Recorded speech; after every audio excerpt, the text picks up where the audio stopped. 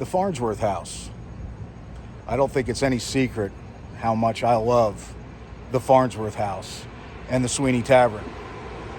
And I've always wanted to learn a lot more about it. I bought Tim Smith's book, which he did a short pamphlet book on the history of the Farnsworth House. But to get up close and personal in the house is kind of tough to do. So I'm going to try to get that done. And I thought, who would be the best guy to give me a tour of the Farnsworth House? Well, I got the best guy. And in a few minutes, we will go on a tour and learn some history of the Farnsworth House. Hello, I'm Tim Smith with the Adams County Historical Society, or as you might know, our brand name, Gettysburg History. And I live here at the Farnsworth House. My significant other, Libby, is the granddaughter of Loring Shultz, who's been the owner of the Farnsworth House since 1972. And of course, we live in a house next to the actual historic Farnsworth House. No one lives at that site. You know, this area of town that we're at right now was originally laid out by Alexander Dobbin. You might know the Dobbin House.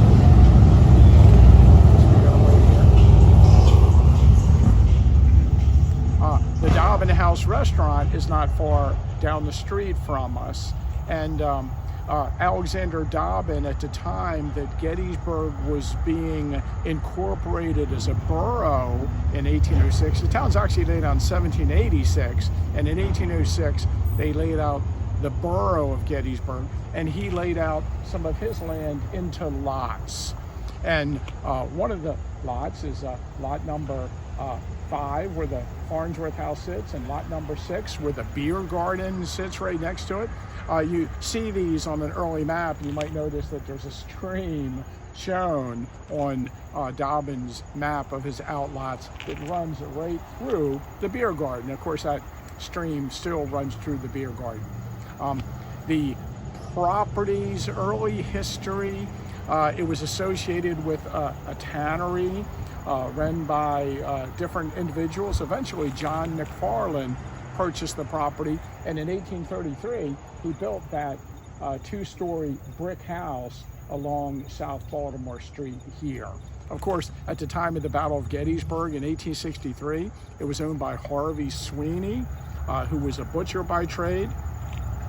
He was a butcher. There was a tannery over here. There was a tannery up there. There was a brickyard here where we're standing. This was kind of an industrial area of the town at that time. And at the time of the battle, the Southern Army overran the town of Gettysburg. They captured the town. They held it for 2 days. They set their best marksmen in the buildings at the edge of the town, and they fired up at Cemetery Hill. And of course, the Northern Army fired back. And so the buildings at the edge of the town were hit by bullets, and the buildings that still stand at the edge of the town have bullet holes in them. And you can see a number of them in the southern edge of the town today. So, you know, when people just drive by the Farnsworth House, they see we have a beer garden, they see that we're a restaurant, but really, most people come here because of the bullet holes in the building. And you know, I think it depends upon how you count. And I got to tell you, looking at brick buildings all around town, what is a bullet hole in a building and what is just a piece of brick that's fallen out is really, really difficult to say. But you know, historically, it's said that there's like 100 bullet holes in our building.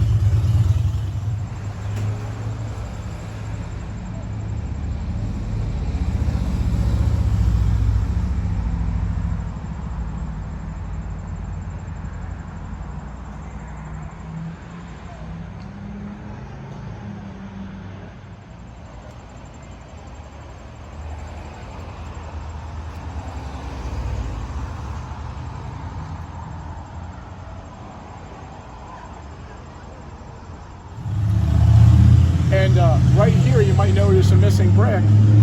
This brick had John McFarland's initials on it, and it said 1833. And this brick is on display inside the restaurant.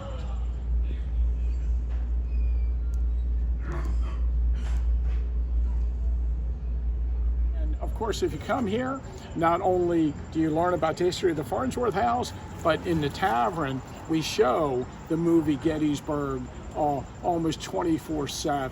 Sometimes not on Sundays because we have some football. But you can watch the movie Gettysburg. And when they were filming the movie in 1992, it was released in 1993, the actors hung out at Sweeney's Tavern. We were sort of the headquarters for the actors during the movie. Sam Elliott, Tom Berenger, and a cast of others. And we have a whole display of the uniforms and props that were used while the movie Gettysburg was being filmed. So you can come and check that out also.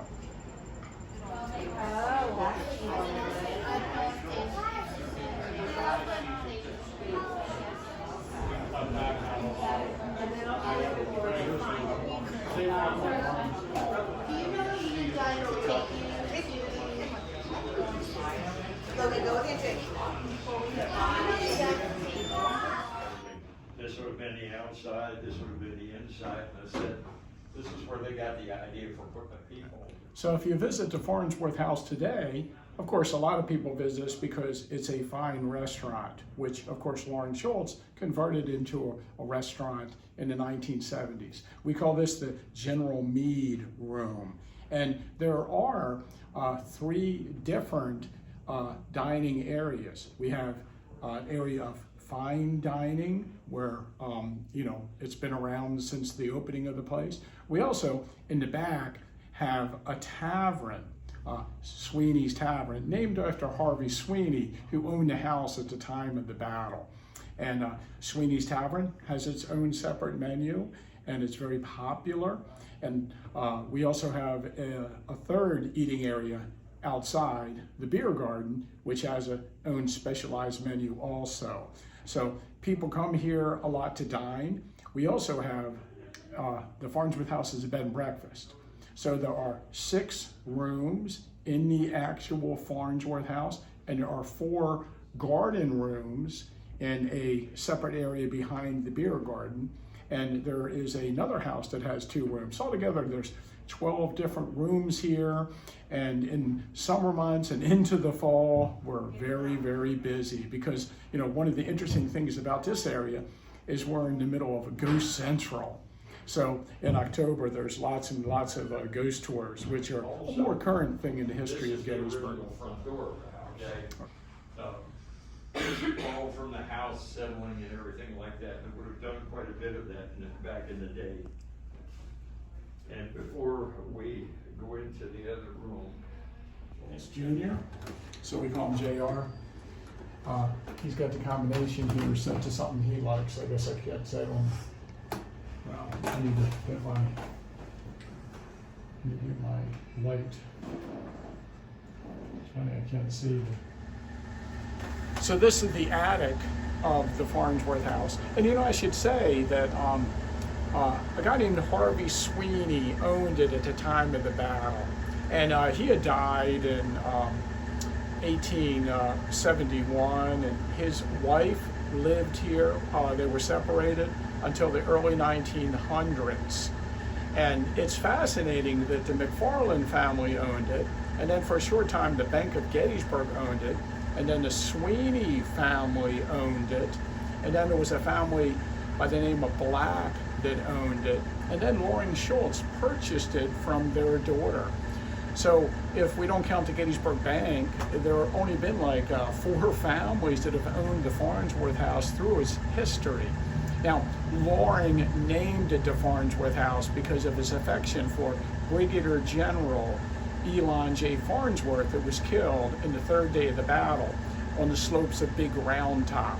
So it's really the Sweeney house at the time of the battle. And that's why we call it the Sweeney Room, and we have the Sweeney Tavern. But when people ride by the house today, they remark on the bullet holes in the side of the house from the sharpshooter action that occurred here. And undoubtedly, during the second and third day of the battle, there were Southern sharpshooters firing out from the Farnsworth House window up the street towards the northern line of battle on Cemetery Hill.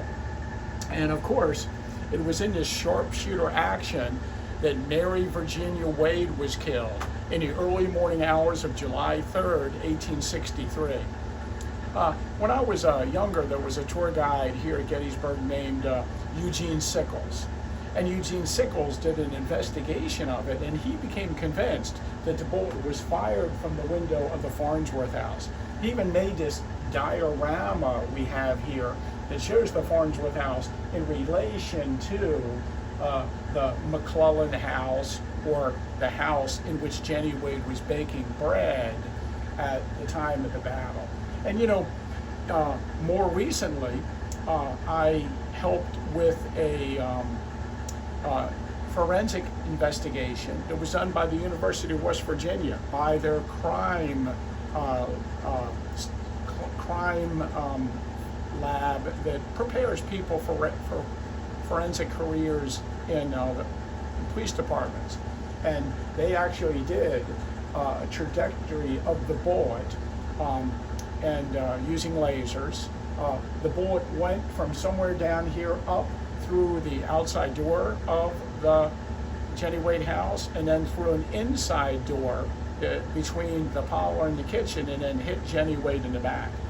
And sure enough, there's no doubt about it, the bullet came from somewhere on the west side of Baltimore Street, near the bottom of Baltimore Street Hill. And so it either came from the area just in front of the Farnsworth House, or from the Farnsworth House, or from the tannery that sat in front of the Farnsworth House. So the bullet came from this area. It could not have come from the other side of the street, and it was rising when it hit the door and went through.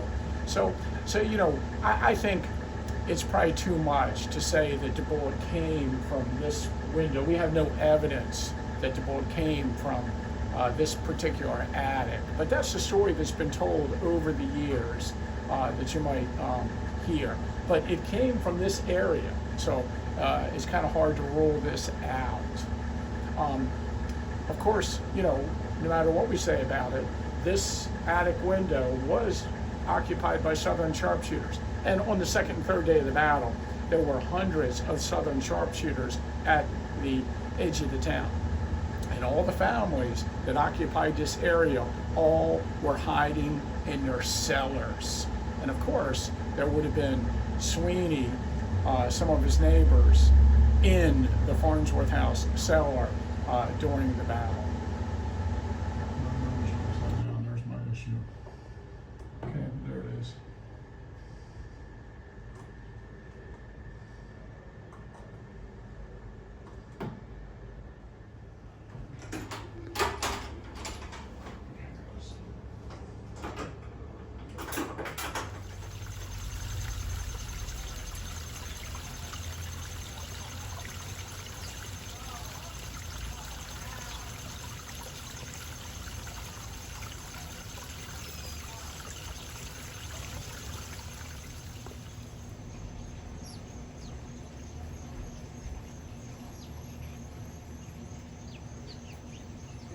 I'm Loring Shultz. I'm the owner of the Farnsworth House. We've been here for 53 years. We bought it in 1972. Well, before I bought the Farnsworth House, I was very familiar with it. I was born and raised in Cashtown. Went to high school across from the Farnsworth House here.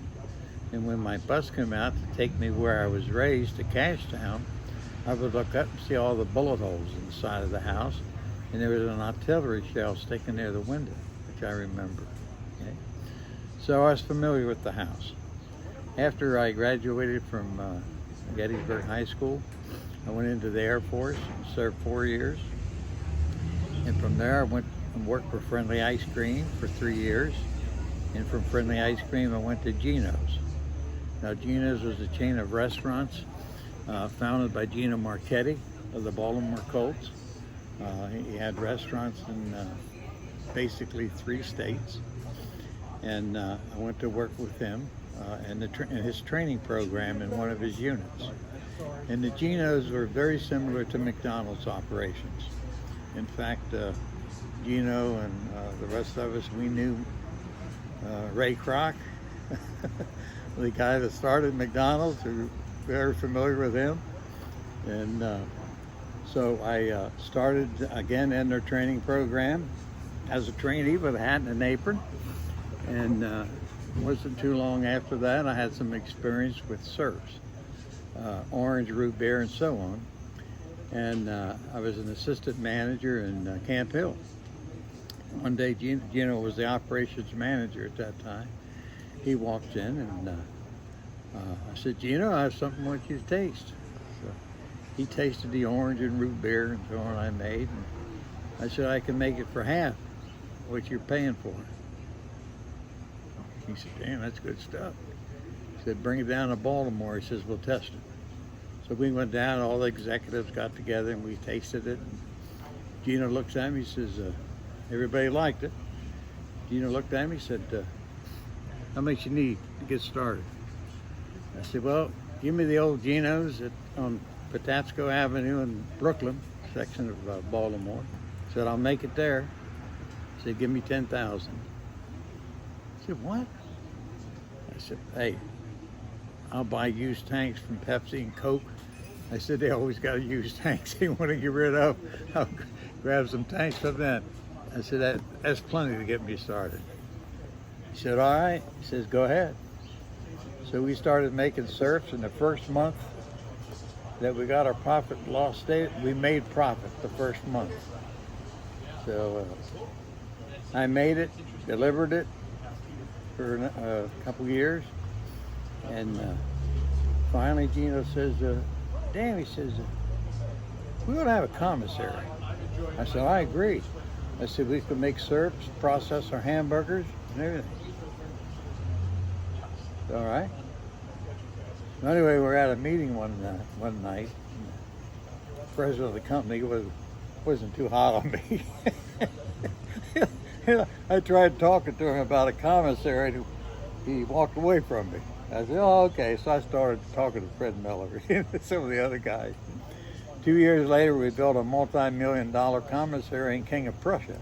And guess who was the manager? You're right.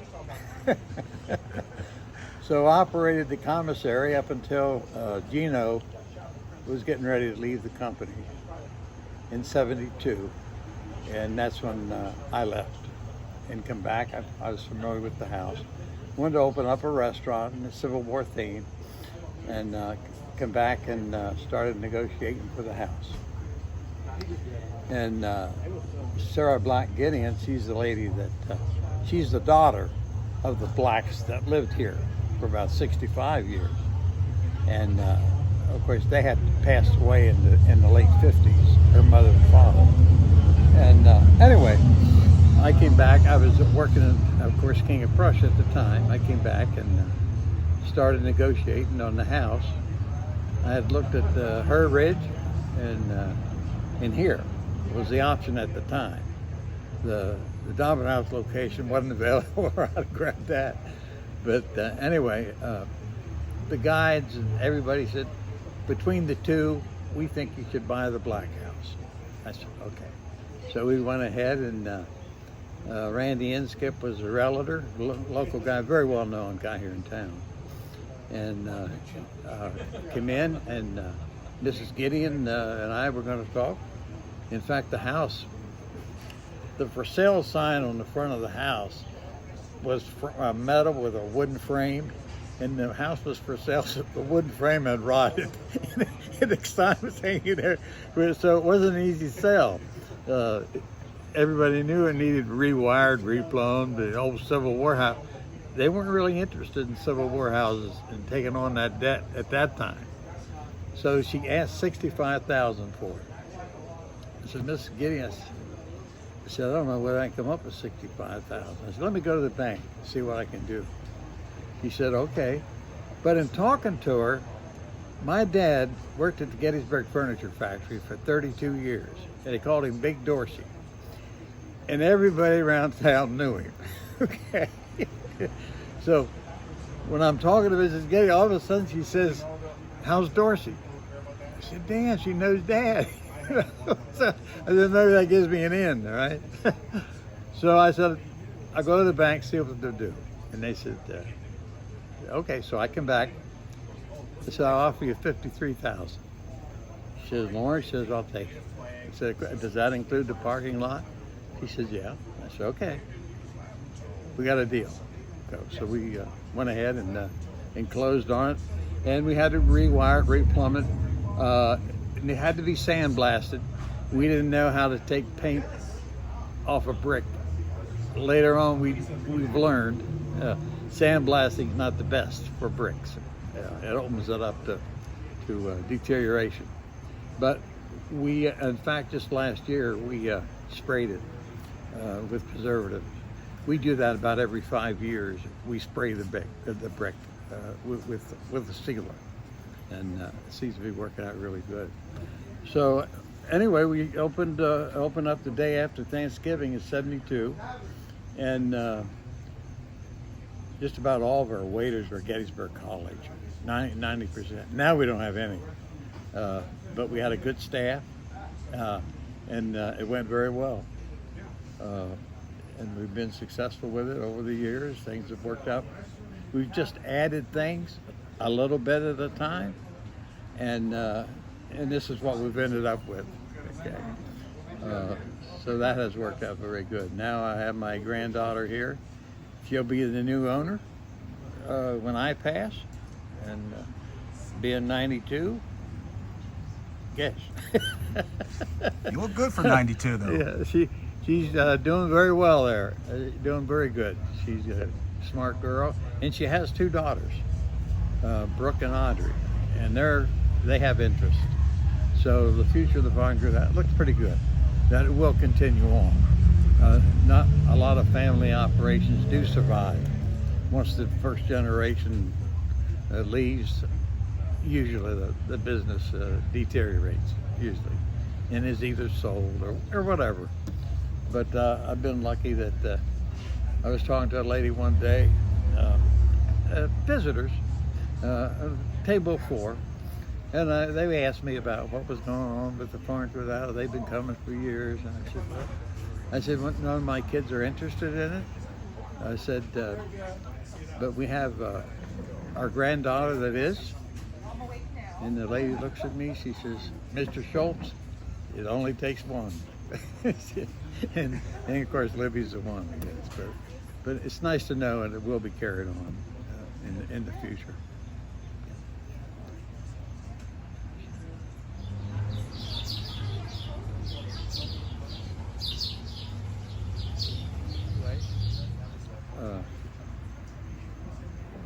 We've, at this point, we have expanded it. We bought a property near here. We call it our camp, and we're in the process of developing that. It adjoins Farnsworth House, and we just put a stage in for entertainment and so on, so we are progressing with that. So that would be a change in the overall operation. Oh yeah, well, I like Tom Berenger pretty good. He drinks scotch on the rocks. He can't be all bad. Yeah, that was quite an experience. A lot of people asked me, they said, "Where'd you get the collection?" I had one lady say today, "They gave you that." I said, no, they didn't give it to me. I said, "Well, how'd you acquire all of that stuff?" I said, "Well," said Edith, she was the wardrobe lady, and she came into the tavern all the time, got to know her a little bit, and I told her that when the movie's over and they start selling it, I'd like to purchase some of it. She said, "Loring," she said, "I'll let you know." So one morning I got the call. She said, "Loring, come on out. We're starting to sell it." I said, "Okay." So I went out. It was old Gettysburg Road is where it was located. And I went out and started picking up stuff and putting it in the middle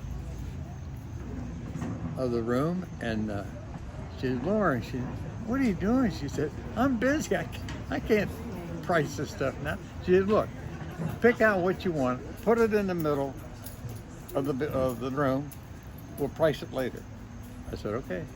She said, bring cash. I said, okay. So I went out, and at the end of the day, God, I was there all day long. It was about 7 o'clock at night. I picked up the first piece. She says, $20. Okay. Picked up the next piece, $30. Oh man, $30. All right, 20. So that's the way we went down the line. We got to the end of it. She says that's $7,824. My pocket got the cash out. I was short I think it was about $400. She said, Loring, I can't believe you. She said, I gave you all these good deals. She says, and you don't have enough money to pay me. She said, that's all right, you can have it. So that's how we bought the relics. We still have some stuff. We have Chamberlain's desk that we don't have room to display it, and we have maybe 10, 12 items that aren't displayed because we don't have the room, of course. But it has worked out pretty good. There's a lot of interest in it, and there's a horse's leg in the case. It's fiberglass, and I got after her. I said, I'd like to buy one of them horses. They were fiberglass horses laying on the field that looked like horses. And she said, you know how old they are? I said, no. She says, they go back to John Wayne and Rio Bravo. I said, you kidding? I said, no. She said, they got to go back in storage out in L.A. I said, I can't sell one of those. I said, well, I'll give you a leg. I said, okay, put that on the pile, all right? So we have that on display. That real appetizing when you're sitting there eating and looking at the horse's leg. But then we have a lot of stuff in the case. The rails are from Pickett's Charge out on the Blacksmith Road, where they did, of course, Pickett's Charge. And the bayonets, of course, were rubber. You knew that, right? In fact, if you look in the movie, you can see the bayonets move in the wind. We have some of those in there too. A little bit of everything in the case. Yeah.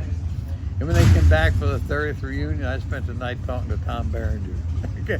Stephen Lang was there, and in fact, Steve was sitting next to Tom. And we had a good time talking. It was a nice. And Maxwell was there, and a number of the other people. But it was a nice evening in the 30th anniversary. Tom keeps asking me, he's got a boat and he wants me to come down there and fish. And I said, Tom, what the hell are you talking about? I'm in the food business. I don't have time to be riding your boat. We always laugh about that. But yeah, it was a good time. And they come back, different guys. Stephen Lang probably comes the most. We see him quite often. Nice fellow. So that's pretty much on the movie. Yeah, we had a good time. And there's a description of it in our book, Eye of the Storm, about Stephen Lang. Got put up on the bar and thing. But we had a lot of guys that would stay at night and talk to the help till wee hours of the morning, which I thought was pretty nice of them. Especially on Saturday, and they didn't shoot on Sunday. So they'd stay late every Saturday night and shoot the breeze.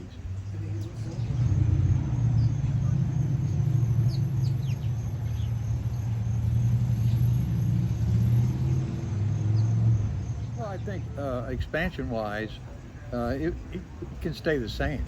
You just have to maintain the standards. You got to have a good restaurant and got to give good tours and have quality people. But the expansion is in the camp. God, you could do so much with that. You could have a wedding venue. You can have all kinds of stuff in that camp. And I think that will be a nice addition. Do you plan on putting any structures on it?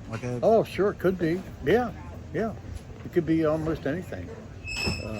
And it's right, it ties in. We don't even have to put handicap ramps, we already have them. Restrooms, they use Farnsworth House restrooms. We have it all right here. It's all in one package. But yeah, that's where I think the expansion will be. But as far as the Farnsworth House itself, it's pretty set. Perfect the way it is, yeah. If you do anything else to it, you're going to screw it up. But you have to maintain it, and you have to make sure it's in good shape.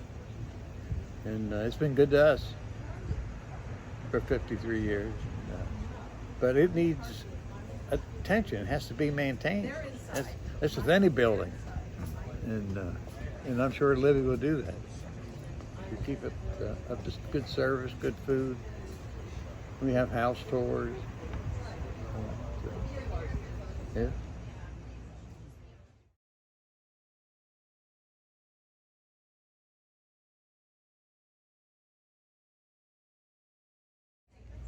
Historical Society, what do they do? They do a hell of a job. They bought the Shriver House up here, doing a hell of a job with that, saved that. Now they're putting a black museum in. Boy, that's all good stuff for Gettysburg. And they do a lot of good tours. They just did an apple tour of the apple orchard, some of Rice and Company. See, that's the kind of stuff they do. All kinds of tours, history. Boy, that's good stuff. That's good for the Farnsworth House too.